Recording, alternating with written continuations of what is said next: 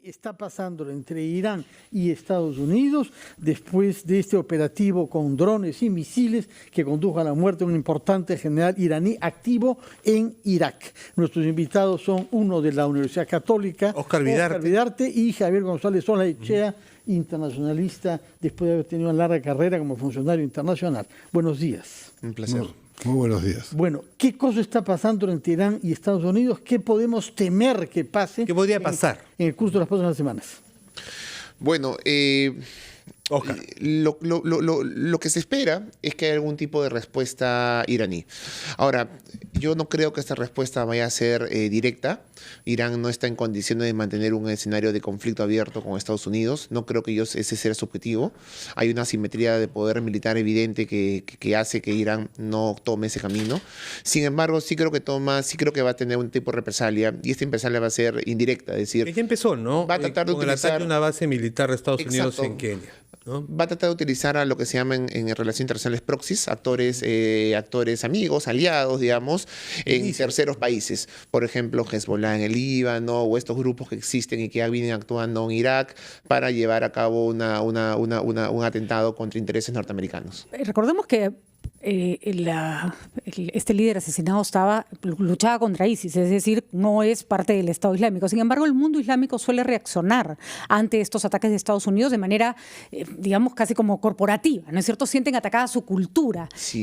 ¿Qué posibilidades haya de que surjan en estos momentos los famosos lobos solitarios, gente que siente que tiene que vengar, ¿no es cierto?, a sus líderes o a su religión o a su cultura, y que empiecen atentados en Europa, que hace tiempo, hay que decirlo, hay como una suerte de silencio que no hemos escuchado, ¿no? A ver, en primer lugar hay que señalar que no es que esto vaya a provocar la unión del mundo musulmán, porque aquí estamos hablando de chiitas y sunitas. Y en este caso estamos hablando específicamente de un líder de un país que tiene claramente una fe que se acerca al mundo chiita y no sunita. Acordémonos que el Estado Islámico era principalmente sunita y los chiitas luchaban contra él. Sí, claro. Entonces, en eso se parecían a Estados Unidos. Acá, ¿no? Lo que va a haber en primer lugar es una unión, o lo que se está dando es una unión del mundo chiita, y lo estamos viendo en estas marchas y todo este movimiento generado en Irán, pero también en Irak. Acordémonos que el mundo chiita abarca esta media luna que va de Irán, Irak, Siria en parte y hasta el Líbano, digamos, el resto del mundo sunita. Entonces habría que preguntarnos si en el mundo chiita existen organizaciones lo suficientemente fuertes. Exacto, porque Hezbollah también ha perdido peso, ¿no?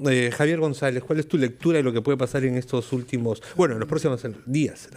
En primer lugar, yo creo que hay que recordar que Irán es una teocracia, ¿vale? Es un gobierno cuyo sustento se basa en la creencia de los sacerdotes, los ayatolás, como fuente principal del poder y de la interpretación de un origen divino del poder. Es decir, la racionalidad en Occidente tiene otros mecanismos.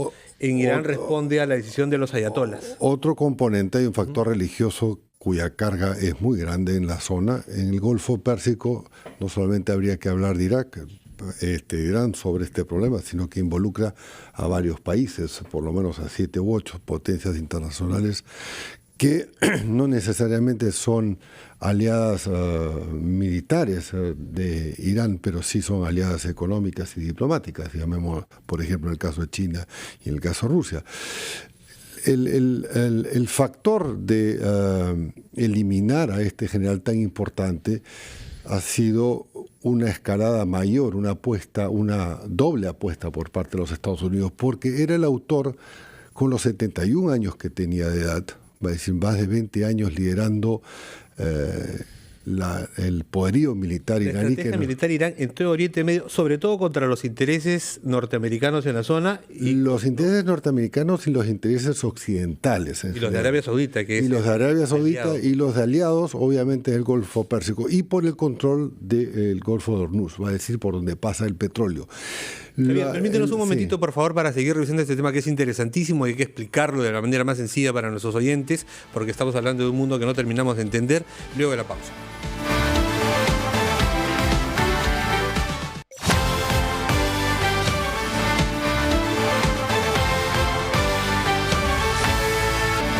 De la mañana con 18 minutos, con 19 minutos ya, estamos conversando con Óscar Vidarte y Javier González Olaechea, analistas internacionales, lo que está pasando en Oriente Medio, esta escalada de violencia. entre Estados Unidos e Irán. Ya ha iniciado Irán su respuesta.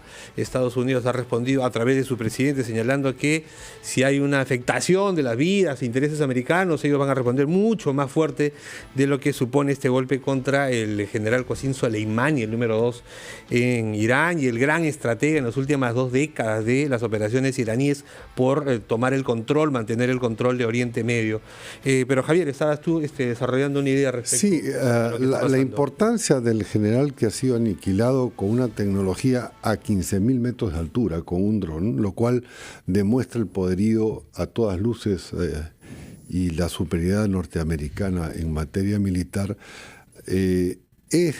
Era un ataque que era altamente previsible, porque durante 20 años Soleimani había no solamente apoyado y potenciado Hezbollah, sino también la unidad más, digamos, fuerte de la unidad revolucionaria iraquí. La había exportado su poder de influencia y había tenido logros importantes frente a los Estados Unidos. Había frenado el avance americano en Siria, entre otras cosas, de manera que no es un ataque cualquiera, es un ataque donde ha redoblado, como digo yo, en los Estados Unidos la apuesta. Sí creo que es una decisión finalmente del presidente Trump y que va a traer consecuencias inmediatas, como las de ayer, va a decir 24 o 48 horas de ayer, en Somalia, en el Cuerno de África, hubo un ataque a una base con muertes.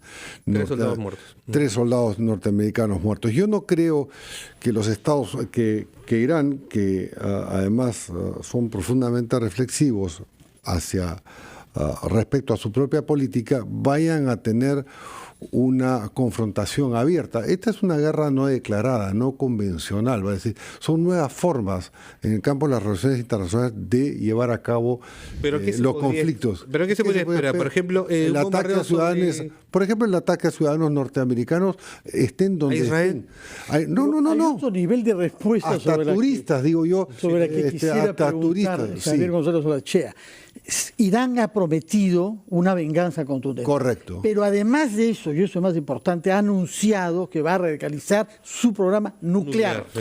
Recordemos que hubo un acuerdo gestionado por los países europeos, la ONU y Barack Obama con el apoyo de Rusia para que Irán suspenda su programa nuclear. Ahora se lanzan al arma atómica, como Pakistán la posee, como India la posee. El club nuclear tiene aproximadamente 14 o 15 miembros. Sí. Pero la pregunta es, ¿qué papel pueden jugar los europeos y Rusia para evitar que este hecho lleve a un armamentismo nuclear? Está pendiente el viaje de Angela Merkel justamente a Moscú en esa perspectiva. La experiencia inmediata indica que poco o nada respecto a países que realmente desean desarrollar uranio a los fines nucleares y militares. El caso más flagrante es el caso de Corea del Norte. Claro, se puede buscar cercar la economía iraní aún más y redoblar la apuesta con los aliados de la zona, pero eventualmente, por ejemplo, un conflicto en el Golfo Pérsico, en el estrecho de Hormuz, claramente no beneficia a los países de Occidente, porque quienes serían los principales beneficiarios serían los rusos. Pasa el petróleo. Los rusos europeos, Oscar Vidarte. Yo creo que en este momento ya es muy reducido. El papel que puede tener Europa o Rusia para cambiar de parecer a Irán, parece que Estados Unidos es imposible. A estas alturas ya es muy difícil. ¿Por qué? Porque justamente la carrera nuclear, tanto de países como Irán y Corea del Norte, se sustenta principalmente en la existencia de una amenaza a seguridad. Y en este caso, pues, creo que esa amenaza de seguridad había sido más o menos reducida con los acuerdos que se firmaron hace unos cuantos años, pero en este escenario en el cual, además, Estados Unidos lleva a cabo acciones que no son muy frecuentes, es decir, esto llevar a cabo asesinatos selectivos de importantes líderes de países, pues, rivales o o enfrentados. Bueno, es una práctica más usual en países como Israel, pero no en Estados Unidos. Y obviamente estamos hablando de un líder importante, es como si asesinaran al primer ministro de un país. Estamos hablando de ese nivel del asesinato, un ministro. No había habido importante. nunca Al jefe en del los comando, tiempos recientes, ¿no? Porque a quienes habían matado eran gente más o menos retirada, como Osama Bin Laden y como el califa. O a científicos que también habían dado algunos asesinatos selectivos a científicos importantes del programa nuclear. Pero a ese nivel, porque ya Osama Bin Laden, como tú has mencionado bien, era alguien retirado. Este es alguien que estaba en plena accionar, era un actor importante. Estaba en Irak precisamente coordinando la actividad de las milicias iraquíes pro-iraníes que tuvieron esa participación en la toma de la embajada de los Estados Unidos. Yo creo que la agenda de Soleimani era mucho más amplia. No solamente implica eso, implica No, lucha por contra eso. el Estado Islámico, la consolidación de los chiitas en el poder. Es decir, El sostenimiento del régimen de Bashar al-Assad. en Entonces Siria. yo creo que hay una serie de... La agenda es múltiple. Ahora, lo increíble es que si él viene haciendo esto hace 20 años, ¿ok? ¿Por qué ahora?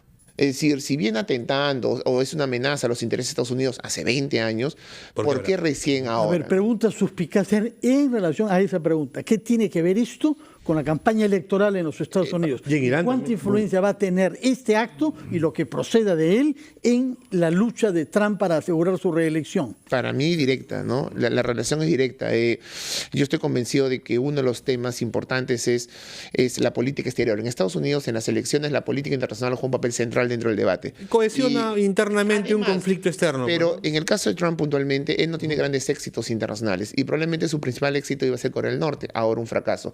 Yo creo que mantener un escenario de conflicto con Irán y mantenerlo durante todo el año, pues, y mostrar fortaleza, dureza, creo que alimenta al sector conservador votante que él quiere, pues, que él Galvanizar al cual detrás de él. desea llegar, ¿no? Y no me sorprendería que en ese contexto, en los próximos 3 meses, pues Venezuela nuevamente surja dentro del discurso de Trump. A mí no me sorprendería para nada que Venezuela aparezca nuevamente como un aspecto, pues, importante dentro de, como ya lo vimos hace algunos meses. Si Donald Trump jugando con, o sea, según esta interpretación, jugando con precisamente, ¿no?, el escenario externo para cohesionar el frente interno porque tiene elecciones.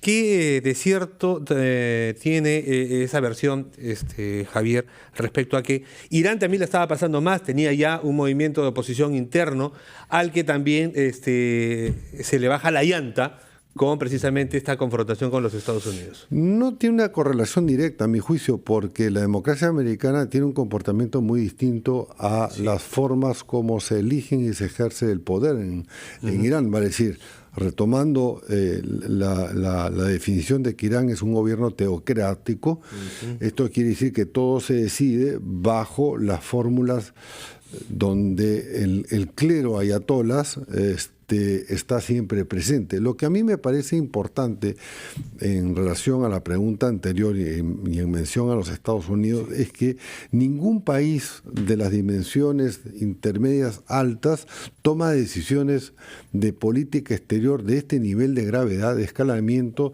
sin haber evaluado la repercusión interna. En algunos casos esa evaluación puede ser cuánto puede afectar a quien toma la decisión si el resultado de la decisión tiene un impacto negativo. En este caso, evidentemente, dentro del contexto electoral americano, fortalece la posición del presidente Trump frente a la reelección, pero también lo pone en una situación en donde la gran juventud americana, digamos, las juventudes en general en el mundo, ya no están a favor de conflictos.